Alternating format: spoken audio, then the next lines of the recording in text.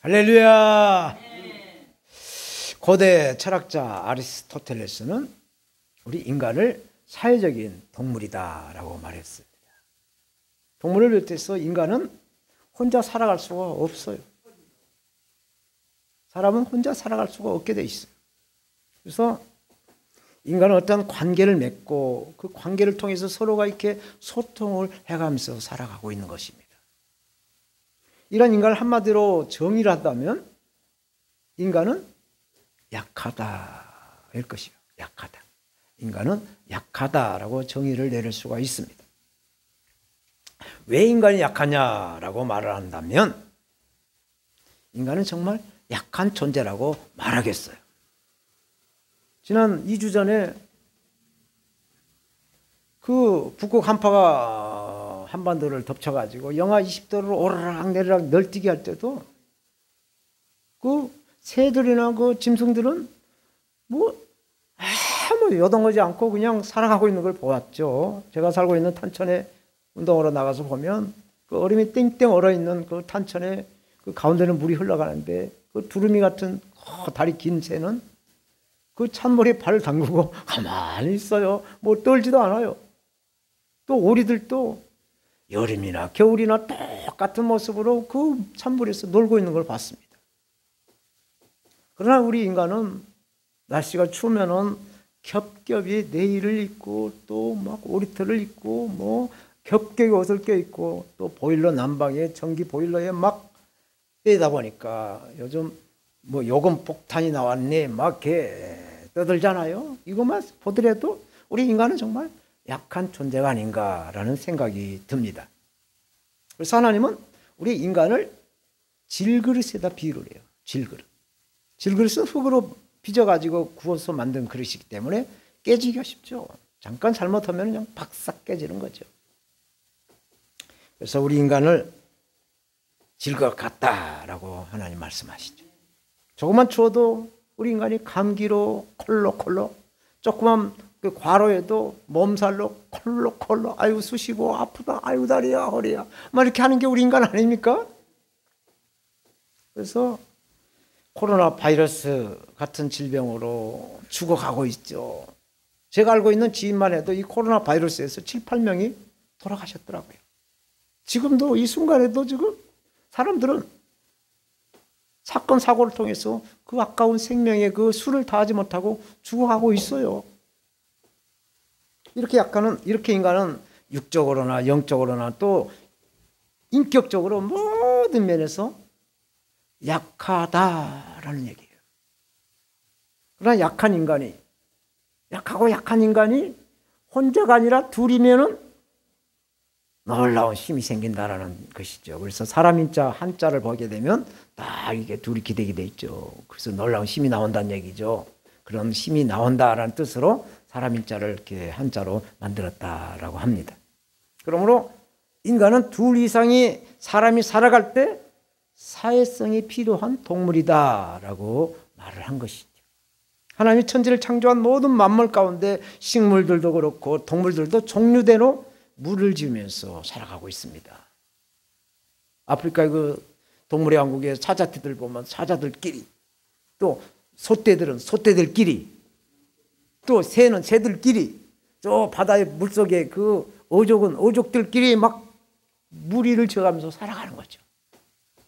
이렇게 사람도 무리를 지어가면서 살아갈 때에는 사회성이 필요하다는 거예요. 사회성. 이 사회성이 뭐냐? 다른 사람들의 기분과 감정을 이해를 해야 한다는 것이죠. 그래서 슬픈 일을 당했을 때는 그 사람 앞에 와서 웃어주면 되겠어요? 안 되겠어요? 안 되죠. 같이 울어주는 거죠. 또 즐거운 집에 가서 아이고 우는 척하고 있으면 되겠어요? 함께 웃어주고 박수를 주고 아멘으로 화답하는 것이죠. 맞습니까? 이게 성경에서 말씀한 함께 울고 함께 즐거워지라는 말씀이 있어요. 그래서 적절하게 대처를 해가는 것이, 그래서 소통하는 것이 바로 사회성인 겁니다. 이 사회성이 부족하게 되면 그 인생이 정말 힘들어져요.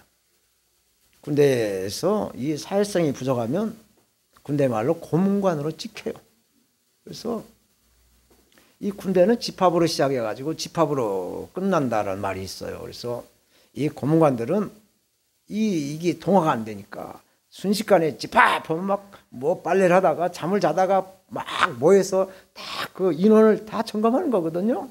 혹시 탈영을 했다거나 혹시 문제가 없거나 사건으로 사람이 다치지 않았거나 이런 것을 지휘관은 항상 체크를 해야 되기 때문에 집합으로 항상 그 사람의 숫자를 세는 거예요. 근데 고문관들은 엉뚱한 짓 하다가 집합인지도 모르고 안 나타나는 거죠. 그래서 지키게 되죠. 그래서 고문관이 그 집합에 있으면 거기는 오케이, 문제가 없다라고 통과가 되는 것을 제가 군대 생활 3년 동안 겪어봤어요. 이렇게 학교 생활이나 사회생활에서도 사회성이 부족하게 되면 왕따를 당해요. 왕따. 애토리가 돼요. 애토리. 굉장한 부작용이 이 사회성으로 있어 나타나죠. 오늘 본문에 이러한 사회성 위에다가 성령이 임하시면 이 약하고 약한 사람에게 놀라운 능력이 나타난다라는 말씀을 하고 있어요. 그러므로 그리스도 예수를 믿는 우리는 약하지 않습니다. 아멘. 왜 그럴까? 왜 그럴까요? 성령께서 보혜사로 우리를 도와주시기 때문에 그렇습니다. 오늘 본문에서 말씀하신 합력이라는 뜻이 서로 힘을 보태다라는 뜻이잖아요. 합력이라는 제목으로 성령으로 성부 하나님의 뜻을 합력해서 이루어주신 예수 그리스도를 증거하겠어요. 첫째로 성령은 우리의 연약한 기도를 도우신다고 말씀하죠. 26절 봅니다. 이와 같이 성령도 우리의 연약함을 도우시나니 우리는 마땅히 기도할 바를 알지 못하나 오직 성령이 말할 수 없는 탄식으로 우리를 위하여 친히 간절하게 기도하신다라고 말씀을 하고 있습니다. 우리가 약하다는 것은 곧 기도를 한다라는 것이죠. 믿음이 약해서 담대한 믿음을 주세요라고 기도하는 것이죠. 우리 몸이 어디가 아프면 또 그 아픈 부분을 고쳐달라고 하나님께 기도하는 것이죠. 이렇게 어떤 그 약한 부분을 하나님께 아래서 도와달라고 부탁하는 것이 우리의 기도다라는 얘기예요. 이런 우리의 기도를 성령님께서 도와주신다라고 말씀하고 있어요. 오늘 본문에 이와 같이라는 말씀인데, 이와 같이는 접속사예요. 연결해 주는 말씀인데, 저와 여러분들이 하나님의 양자가 되어서 하나님의 나라의 그 유업으로 상속받는 것을, 상속을 받기 위해서는 오래 참고 기다려야 한다는 이 말씀에 이와 같이 성령님도 우리의 그 연약함을 도우신다라는 얘기죠. 우리가 어디를 갈 때 또 누구를 기다릴 때 그 기다리는 시간이 얼마나 지루하는지 몰라요. 평상시에 한 5분이면 기다릴 때 그 시간은 5분이 10분, 15분까지 이렇게 느껴지는 그 지루함이 있어요. 그 힘든 그 기다림을 성령이 도와주신다라는 말씀을 하고 있습니다. 사랑하는 여러분, 갑자기 우리가 위험한 일을 당하게 되면 생각이 멈춰버린다는 거예요. 무슨 얘기냐? 옆집에 갑자기 불이 났고 막 불꽃이 나고 연기가 막 피어나오면 소방서에 전화 되는데 소방서 전화번호 몇 번이지? 소방서 전화번호가 생각이 안 나고 갑자기 강도가 칼을 툭 들이대고 손 들어! 돈 내놔! 그럴 때 경찰서 전화번호가 생각이 안 난다는 얘기죠. 이럴 때 생각나게 하신 분이 바로 성령님이시라고 성경은 말씀하고 있어요. 요한복음 14장 26절에 보혜사 곧 아버지께서 내 이름으로 보내실 성령, 그가 너에게 모든 것을 가르치시고 내가 너에게 말한 모든 것을 생각나게 하시리라. 생각나게 하신다고 말씀하고 있어요. 그래서 성령님은 생각나게 하시는 분이다 라는 것을 믿으시기 바랍니다. 저도 이제 우리 선교사 앞에서 이렇게 이런 말하기 대단히 죄송합니다만 나이가 좀 들어가다 보니까 기억력이 자꾸 이렇게 떨어져 가요. 어떻게 어저께 한 일도 생각이 안 날 때가 있어요. 왜 이렇게 생각이 안 날까를 생각해 보니까 생각나게 하신 성령님을 의지하라고 하는 그런 감동을 주셨어요. 그래서 쓸데없는 거, 기억에도 필요 없는 거, 이런 것들은 다 잊어버리고 꼭 생각나게 할 거, 필요한 것들만 생각나게 해주세요 하고 기도를 하고 있어요. 여러분들께서도 이렇게 성령님이 생각나게 해달라고, 잊어버릴 건 잊어버리지만 꼭 필요한 것은 생각나게 해달라고 기도해 주시기 바랍니다. 그래서 그것을 생각나게 하시는가 아닌가, 이 성령님을 한번 경험해 보셔야 돼요. 우리의 믿음은 경험이라는 거예요. 그래서 신앙은 체험한다, 경험한다 라고 말을 하는 것이죠. 오늘 본문에 성령도 우리의 연약함을 도우시나니, 성령님은 우리를 하나님의 그 양자로 보증해 주실 뿐만 아니라 구원받는 자로서 실족하지 않고 하나님 품에 안길 때까지 하나님의 자녀가 되도록 항상 우리를 도와주시고 함께 하시는 임마누엘 하나님이시다라는 말씀이죠. 오직 성령이 말할 수 없는 탄식으로 우리를 위해서 친히 간구하신다. 이 말씀도 아무리 연약한 그 어린아이가 엄마를 쫄쫄 따라다니면서 엄마가 칼로 뭐 이렇게 막 물을 자르고 막 하는데 엄마 나도 좀 줘봐, 내가 좀 해볼게. 그러면 그 어린아이한테 칼 줄 사람이 있어요? 못 주죠. 주면 큰일 나잖아요. 그렇게 마찬가지로 우리가 하나님 앞에 아무리 약하다고 기도하더라도 우리 뜻이 아니라 하나님의 뜻에 맞도록 성령께서 중보하며 간구하신다라는 말씀이세요. 우리의 마음의 중심을 하신 하나님께서 우리가 의식하지 못하고 깨닫지 못한 것을 아시고 이렇게 성령은 중보자로 우리의 기도를 도와주신다라는 말씀이죠. 어떻게? 우리의 뜻이 하나님의 뜻에 부합되도록 도우시면서 중보하신다라는 얘기죠. 27절 봅니다. 마음을 감찰하시는 이가 성령의 생각을 하시나니 이는 성령이 하나님의 뜻대로 성도를 위하여 간구하십니다. 오늘 본문은 삼위일체, 성부 하나님, 성자 예수님, 성령 하나님에 대한 독립된 그 성격을 말씀하고 있어요. 이것을 삼위일체, 영어로 Trinity of God, 트리니티라고 하는데, 이 트리니티는 한 하나님에 대해서 아버지와 아들과 성령이라고 하는 세 인격이 있다. 그러나 동시에 본질에 대해서는 완전한 동일체로서 한 하나님이다라는 것을 말씀하는 것이죠. 창세기 1장 26절에 보면 삼일체에 대한 하나님에 대한 말씀을 하시는데 제가 읽어드리겠습니다. 하나님이 창세기 1장 26절 하나님이 가라사대 우리의 형상을 따라 우리의 모양대로 우리가 사람을 만들고 사람으로 바다의 고기와 공중의 새와 육축과 온 땅에 기는 모든 것을 다스리게 하자. 천지를 창조하실 때 하나님께서 우리라는 표현을 썼어요. 이게 하나님이 한 분이 아닌 복수라는 얘기죠. 그래서 세 인격의 하나님께서 천지를 창조하셨다라고 말씀을 하고 있어요. 고린도전서 8장 6절에도 보면 그러나 우리에게는 한 하나님 곧 아버지가 계시니 만물이 그에게서 났고 우리도 그를 위하며 또한 한 주 그리스도 예수 그리스도께서 계시니 만물이 그로 말미암고 우리도 그로 말미암았다라고 말씀하죠. 이게 하나님 성부 하나님이나 예수 그리스도나 동일하게 만물을 지으셨다라고 고백하고 있는 것이죠. 또 고린도후서 13장 13절에도 보면 주 예수 그리스도의 은혜와 하나님의 사랑과 성령의 교통하심이 너희 무리와 함께 있을지어다. 성삼위 하나님을 말씀해 주고 있어요. 이렇게 삼위일체 하나님은 유일하신 한 하나님이십니다. 그러나 신격이 셋이 있다라고 말씀을 하고 있어요. 베드로전서 1장 2절에 보면 곧 하나님 아버지의 미리하심을 따라 성령의 거룩하게 하심으로 순종함과 예수 그리스도의 핏부림을 얻게 하여 택하심을 입은 자들에게 편지하노니 은혜와 평강이 너에게 함께 있을지어다 라고 말씀하고 있어요. 삼일체의 교리는 AD 325년 니케아 공회에서 기독교의 신학인 그 심장이라고 하는 조직신학의 뿌리요 기초인 것이죠. 조직신학에서 그 삼일체론을 다루고 있어요. 그래서 조직신학은 구원의 그 대주제 아래서 왜 구원이 필요한가? 어떻게 구원을 받는가? 구원받는 자들의 소망이 무엇인가를 논하고 있어요. 이렇게 삼일체 하나님이 하나님 믿는 우리를 하나님의 자녀로 이끌고 있다라는 것을 우리는 믿어야 된다라는 말씀인 줄로 믿습니다. 두 번째로 하나님을 사랑하는 자는 우리가 서로 힘을 보태서 선을 이루어야 한다라고 말씀을 하고 있어요. 28절 우리가 알거니와 하나님을 사랑하는 자 곧 그 뜻대로 부르심을 입은 자들에게는 모든 것이 합력을 해서 선을 이룬다 말씀하죠.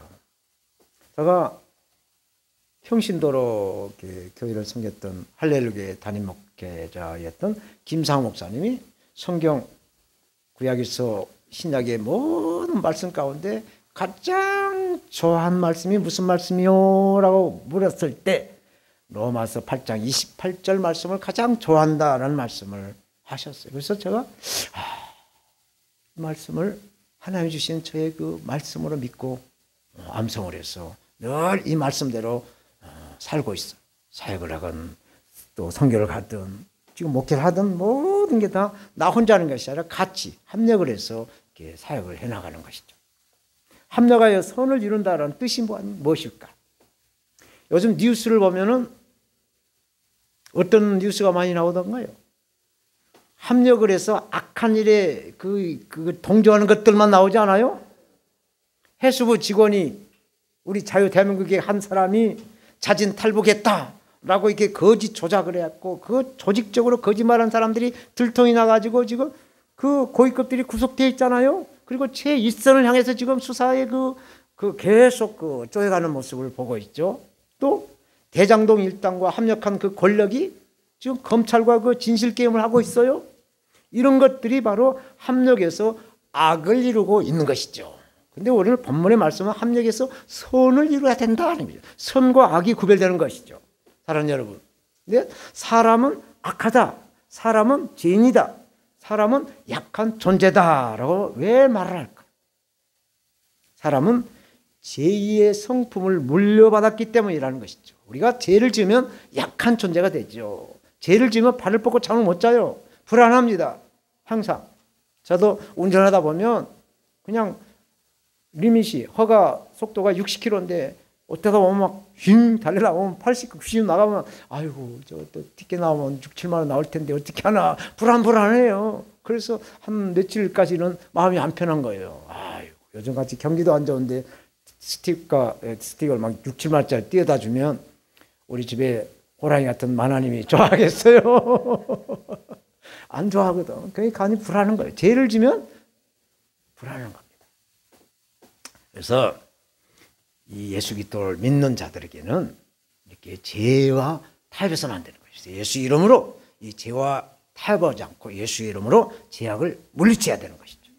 그런데 왜 예수 그리스도를 믿는 그리스도인들이 고난을 당할까인 것이죠. 왜? 예수를 믿는데 만왕의 왕이신 예수님을 믿고 있는데 왜 믿는 자들에게 고난이 임하는가? 이것이 퀘션인 것입니다. 그것은 나의 실수로 또 내가 죄를 지어서 고난이 임할 수가 있어요.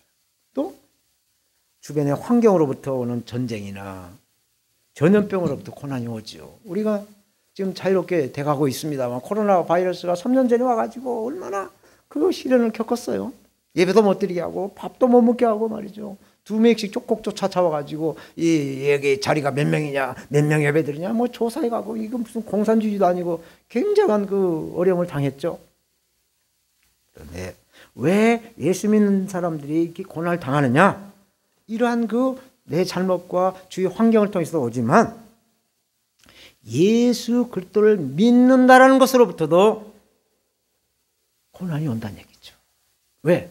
우리는 빛을 소유하기 때문에 세상에 빛으로 오신 예수님을 믿고 있기 때문에 예수를 믿지 않는 어둠의 자식들은 빛을 싫어하기 때문에 고난을 주는 거예요.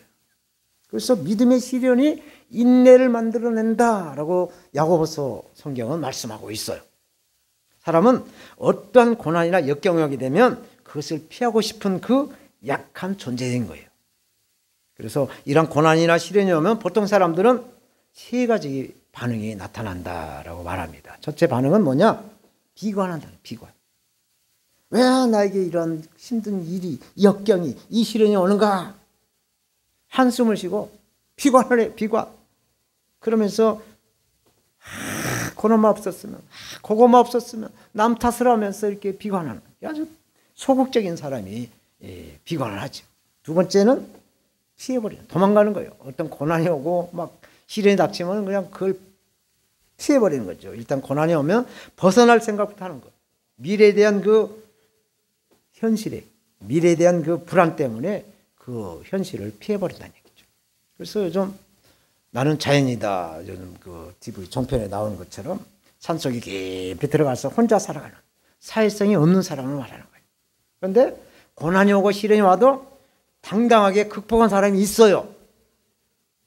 우리가 코로나 바이러스 와서 예배 못 드리게 해도 드렸습니까? 안 드렸습니까? 드렸죠. 밥 먹지 말라고 했는데 먹었습니까? 안 먹었습니까? 먹었죠. 먹어야 살죠. 이렇게 시련이나 고난이 와도 당당하게 맞서는 사람, 죽으면 죽으리라, IMF, 코로나 바이러스 이런 것들이 와도 긍정적인 그러한 생각을 하고 극복한 사람들이 있어요. 이렇게 우리 인생에서 성공한 사람들은 이러한 시련을 극복한 사람들이 성공을 한다라고 말을 하죠. 그런데 보통 사람들은 봄, 여름, 가을, 겨울이 있는데 이 추운 겨울에 아이고 이 추운 겨울에 어떻게 살까 하고 피하고 싶은 마음은 다 있어요. 그 혹한의 겨울이 없다고 한다면, 근데 이 다 피어난다고 하지만 이 혹한의 겨울이 없다고 한다면 봄철에 피어난 꽃들이 그렇게 아름답게 보일 수가 있겠느냐라는 얘기죠. 그래서 우리에게 온 시험은 달게 받고 이겨내야 된다라는 얘기죠. 근데 오늘 본문에 합력하여 선을 이룬다라고 말씀하고 있어요. 합력해서 선을 이룬다. 오늘 말씀의 키워드가 하나님의 뜻대로 부르심을 입은 자들은 합력하여 선을 이루어야 한다라는 말씀을 하고 있어요. 합력하여 선을 이룬다는 것은 하나님의 뜻을 이룬다라는 얘기죠. 하나님의 뜻은 뭐예요?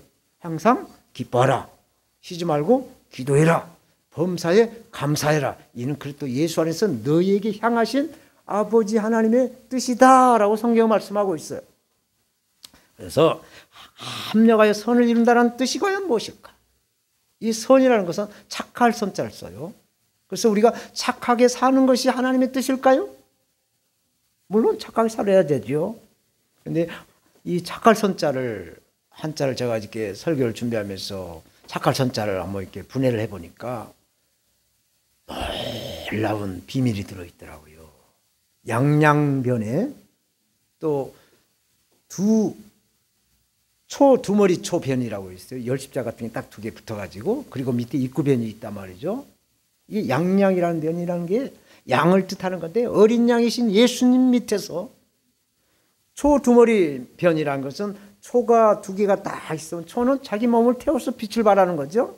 그리고 입구변이 있단 말이죠. 그래서 우리가 무엇을 먹거나 마시거나 무엇을 행할 때 하나님의 영광을 위해서 우리가 입으로 하나님께서 우리의 주신 목적이 여호와의 이름을 찬송케 하려 합니다. 우리의 입으로 하나님을 영광을 올리는 것이 선을 이룬 것이다 라는 해석이 되었어요. 놀라운 그 비밀이 착할 선자에 들어있더라고요. 그래서 다윗은 시편 23편 6절에 이렇게 고백하는 걸 봤어요. 내 평생의 선하심과 인자심. 여기서 선하심과 인자심은 예수 그리스도를 뜻하는 거예요. 인자로신 예수, 누가복음에 또 선하심. 이 땅에 선한 것은 아무것도 없어요. 오로지 예수밖에 선하다고 하고 있어요. 선한 사람은 예수밖에 없다고 그랬어요. 그래서 선하심과 인자심이 정녕 나를 따르느니, 여기서 나를 따르느니는 그 예수님이 다윗을 따르는 것이 아니라 다윗과 함께 하신다니, 함께 하시고 있으니 다윗이 내가 여호와의 집에 영원히 가리로다 라고 고백하고 있는 것이죠. 이해가 되십니까? 아멘. 할렐루야. 아멘. 요한복음 10장 예수님께서 이렇게 말씀하세요. 요한복음 10장 14절 15절. 나는 선한 목자라. 내가 내 양을 알고 양도 나를 아는 것이 아버지께서 나를 아시고 내가 아버지를 아는 것 같으니 나는 양을 위하여 목숨을 버리노라 말씀하고 있습니다. 그러므로 이 땅에 존재한 사람은 약합니다. 그러나 예수 그리스도를 믿는 저와 여러분들은 성령으로 인하여 죽으면 죽으리라. 코로나 바이러스 같은 이 악한 것들을 밟고 일어섰어요. 아멘. 그러므로 우리는 이겼습니다. 우리 따라서 합시다. 이겼습니다. 우리는 이겼습니다. 우리는 승리하였어요. 선하신 예수 그리스도 이름으로 우리는 이겼습니다. 아멘. 하나님의 나라를 확장하는 우리는 하나님의 사람인 것이에요. 아멘. 이제 마지막으로 이 선을 이루는 우리에게는 하나님을 영원하게 하신다. 선을 이루는 우리에게 하나님이 영화롭게 하신다라고 말씀을 하세요. 29절 봅니다. 하나님이 미리 하신 자들로 또한 그 아들의 형상을 본받게 하게 하여 미리 정하셨으니 이는 그로 많은 형제 중에서 맏아들이 되게 하려 하심이라. 맏아들이 뭐예요? 예수 그리스도를 믿는 자가 되게 하신다. 구원을 받게 하신다. 양자가 되게 하신다 라는 뜻이죠. 저 여러분들은 예수 그리스도를 믿고 있기 때문에 하나님의 자녀가 된 상태에 있습니다. 그렇지만 하나님의 자녀가 되는 성숙되어가는 성화, 예수 그리스도의 인성을 닮아가고 있는 중이란 얘기예요. 그래서 조상에게, 죽은 조상들에게 제사를 지내거나 절을 하지 않냐고? 살아계신 우리 아버지 하나님께 예배로 영광을 드리고 있습니다. 아멘. 하나님이 미리 아신 자는 누구일까? 오늘 본문에 하나님이 미리 아신 자라고 말씀하셨는데 이게 누굴까요? 이 말씀은 하나님께서 택하신 자들과 택하지 않는 자들을 구분하고 있어요. 그래서 양자 삼으신 것을 다른 표현으로 말하는 거예요. 그래서 우리는 하나님의 미리 하신 자로서, 양자로서 오늘 예배로 살아계신 아버지께 영광을 드리고 있는 것입니다. 베드로전서 1장 2절 이렇게 말씀하세요. 곧 아버지 하나님의 미리 하심을 따라 성령의 거룩하게 하심으로 순종함과 예수 그리스도의 핏부림을 얻게 하여 택하심을 입은 자들에게 편지하노니 은혜와 평강이 너희에게 더욱 많을지어다 말씀하세요. 아멘. 하나님은 우리를 값없이 양자 삼아 주셨어요. 그래서 우리는 구원을 받아 누리고 있어요. 그래서 어떠한 대가를 치르지 않고 값없이 하나님의 양자가 되었다라고 한다면 또 양자로의 일을 해야 돼요? 해야 안 해도 되겠어요? 일을 해야죠. 밥값을 해야 되죠. 밥값 해야 되잖아요. 그래야죠. 그것은 예수 그리스도의 짊어지신 십자가를 우리도 우리의 그 십자가를 지어야 한다라는 하나님의 뜻이라는 거예요. 예수 그리스도를 본받지 않는다고 한다면 어느 누구도 하나님의 자녀가 되는 맏아들 양자가 될 수가 없다라는 말씀인 거예요. 아멘. 30절 봅니다. 또 미리 정하신 그들을 또한 부르시고 부르신 그들을 또한 의롭다 하시고 의롭다 하신 그들을 또한 영원하게 하셨다 말씀하죠. 오늘 본문 29절 30절 이 말씀은 기독교의 그 구원 교리를 말하고 있어요. 구원 교리를 말씀해 주고 있는 거예요. 하나님께서 예정과 부르심은 연약한 사람이 우리가 결단을 해서 믿음으로 확정이 되는 거예요. 아무리 좋은 조건이나 좋은 일이 있어도 우리가 선택하고 결단하는 그 결정을 해야 그것을 우리가 누릴 수 있어요. 그래서 이것을 신학적인 용어로 자유의지다라고 말하죠. 자유의지. 하나님이 하나님의 형상을 지으신 사람을 택하셨다고 한다면 사람도 하나님의 형상이 있기 때문에 선택할 권한이 있다는 얘기죠. 선을 택하느냐 악을 택하느냐, 선을 택하느냐 악을 택하느냐, 그 몫은 우리에게 있다는 얘기예요. 그래서 선한 목자신 예수 그리스도를 우리는 우리의 주님으로 믿고 예배로 오늘 거룩한 주일날 영광을 드리고 있습니다. 우리가 자유의지로 예수 그리스도를 믿고 구원을 받는 것을 은혜, 하나님의 은혜라고 성경은 말씀하고 있어요. 에베소서 2장 8절 9절에 너희가 그 은혜를 인하여 믿음으로 말미암아 구원을 얻었나니 이것이 너희에게서 난 것이 아니요 하나님의 선물이라. 행위에서 난 것이 아니니 이는 누구든지 자랑하지 못하게 하려 함이라고 말씀하죠. 여기서 믿음과 행위를 구분하고 있어요. 우리의 믿음은 우리 영혼의 구원의 문제로서 하나님의 은혜로 주어진다는 말씀이에요. 그리고 행위는 구원받는 성도들이 받을 상급에 대한 말씀이에요. 또 생명의 면류관 있죠. 생명의 면류관은 어떠한 시험이 와도 참고 견뎌서 하나님이 인정하는 자가 생명의 면류관을 받는다라고 야고보서 1장 12절은 말씀을 하죠. 그러므로 이 신칭이 의인 되는 것도 믿음으로, 예수 그리스도의 인성 그 성품을 닮아간 것도 믿음으로, 또 구원의 완성인 영화도 믿음으로 이루어진다라는 것을 믿으시기 바랍니다. 그래서 믿음, 소망, 사랑 가운데 믿음이 뿌리요 기초다라는 얘기죠. 기초가 잘 되어 있어야 소망의 나무에, 소망의 줄기에 사랑의 열매를 맺어갈 수 있게 됩니다. 그래서 하나님께서 우리가 이 열매를 통해서 네가 금그릇이구나, 네가 금그릇이구나, 네가 은그릇이구나, 네가 녹그릇이구나 라고 심판을 하시는 거예요. 그래서 우리가 사랑의 열매를 많이 맺어가기 위해서는 믿음의 뿌리가 깊이 박혀서 여름철에 가뭄이 있어도 가뭄을 타지 않는 신실한 믿음의 사람이 되어야 될 줄로 믿습니다. 하나님의 이 미리 하심을 예지해서 작정하신 것을 예정한다. 그래서 하나님께서 저를 또 우리 선교사님을 또 여러분들을 이미 여러분들이 이 땅에 나오기 전부터 예정을 했어요. 얘는 나오면 내가 내 자녀 삼아야지. 그래서 2023년 2월 5일 주일날 예배당 셀러 성경에 와서 내 이름으로 영광을 드리게 하지라고 작정을 했다. 예정인 거예요. 예정. 그러면 하나님께서 예정을 했으면 이제 하나님께서 우리를 부르시는 거예요. 딱 불렀을 때 우리가 그 부르심을 신학적 용어로 소명이라죠. 소명했을 때 불렀어요. 부르면 우리가 예 하고 찾아와야죠. 그것이 회개입니다. 회개. 돌아서서 하나님 품으로 돌아온 것이죠. 그래서 거듭나는 것을 중생이라고 하죠. 변화되고 중생, 거듭나는 체험을 하면 이제 우리가 칭의라고 해서 의롭다고 인정을 받습니다. 그래서 우리가 거룩하게 성화의 삶을 살아가기 위해서 이렇게 성격, 옛 성품을 죽여가고 새 성품, 성령으로 새 성품을 이렇게 늘 이렇게 새롭게 변화를 하고 있죠. 그래서 영화롭게 이제 우리가 최후에 그 영화롭게 되는 순서로 우리 영혼의 구원이 이루어져 간다라는 신학적인 용어인 것입니다. 그래서 이 중생과 칭의는 구원이 보장되는 그 중생과 칭의는 과거적인 구원이다라고 말을 하고 있고, 이 성화는 지금 현재 우리가 성화를 하고 있는 상태이기 때문에 현재적인 구원이다. 그리고 영화는 미래적인 구원이다라고 말을 하는 것이죠. 이러한 영화의 자리에 올 때까지, 영화의 그 자리에 올라갈 때까지 끝까지 참고 기다리시면서 영광을 위해 최선을 다하시는 우리 모두가 다 되어야 될 줄로 믿습니다. 이제 오늘 본문에 대한 말씀을 이제 결론을 맺겠어요. 이 결론이 굉장히 중요합니다. 서론 본론 잘못 들었어도 결론만 잘 들으면 오늘 합격.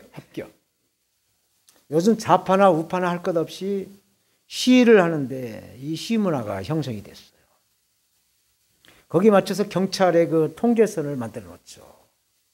광화문 가니까 이 경찰 버스로 이렇게 쫙 길을 막아놓고 통제선을 만들어 놨더라고요. 또 패널 같은 걸 이렇게 탁탁 세워놓고 통제선을 만들어 놨더라고요. 그래서 그 안에서만 시위를 하게 하죠. 이게 폴리스 라인이라고 하죠. 경찰 라인, 경찰선이라고 말하죠. 그 안에서만 하는 거예요. 그것만 허용을 하는 거죠. 또 강물과 바닷물이 만나는 지점을 솔트 라인이라고 하죠. 솔트가 소금이에요. 소금의 선이 있다는 얘기죠. 이 솔트 라인은 수시로 이렇게 왔다 갔다 해요. 왜 그러냐? 날이 가물면 강물이 쫄아들기 때문에 바닷물이 많이 밀려 들어와서 내륙 쪽으로 솔트 라인이 형성되고, 또 장마철에는 비가 많이 오기 때문에 강물이 불어서 확 바닷물 쪽으로 밀려나가죠. 그러면 바다 깊이 들어가서 솔트 라인이 형성된다라는 얘기입니다. 또 식물도 한계선이 있어요. 저 캐나다 로키 산맥을 여행해 보면 뚜렷하게 이 수목의 한계선, 이 트리라인, 나무가 틀인데 트리라인이 형성이 되어 있어요. 만년설이 덮여있는 높은 산악지대는 이러한 트리라인이 있어가지고 나무나 또 풀이 자라지 못하는 경계선이 보입니다. 이렇게 모든 것에는 한계, 경계선이 존재한다는 얘기죠. 우리 신앙생활도 마찬가지예요. 이러한 한계선이 있어요. 매일매일 성경을 읽고 또 쉬지 않고 기도를 하고 열심히 전도를 하고 성도들 간에 서로 교제하면서 이렇게 막 기쁨으로 감사로 막 성령이 충만하다 한다면 우리가 죄악을 이길 수가 있어요. 사단막이 약한 계율을 분별하면서 예수 이름으로 막 물리칠 수가 있습니다. 그런데 바쁘다는 핑계로, 피곤하다는 이유로, 피곤하다고 하는 그 이유로 예배나 기도나 뭐 이런 그 경건한 일에 소홀하게 된다고 한다면, 또 하나님 주신 이 십계명의 이 계명에 따라 살지 않는다고 한다면 우리 마음과 생각은 불신자와 똑같이 되어간다는 얘기죠. 그래서 계명이 없는 사람처럼 되어간다는 얘기죠. 오늘 본문은 성령께서 우리 그 연약한 부분을 기도로 도와주신다라고 말씀하셨어요. 또 하나님께 택함 받은 우리는 또 합력을 해서 선을 이루어야 한다라고 말씀하고 있어요. 그래서 합력해서 선을 이루어갈 때 우리를 하나님은 영화롭게 하신다라고 말씀을 하고 있습니다. 흐르는 물이 썩습니까? 썩지 않습니까? 안 썩잖아요. 구르는 돌 위에 이끼가 낄 수가 없는 것처럼 성령의 충만한 그런 영화롭게 되는 그 구원의 완성을 우리는 누려야 될 줄로 믿습니다. 그러므로 저와 여러분들은 성령을 구하시고 성령을 찾으시고 성령을 두드려서 성령의 충만하심으로 우리가 모두 합력해서 손을 이루어서 영화의 자리, 구원의 자리 임하시기를 예수님의 이름으로 축원합니다.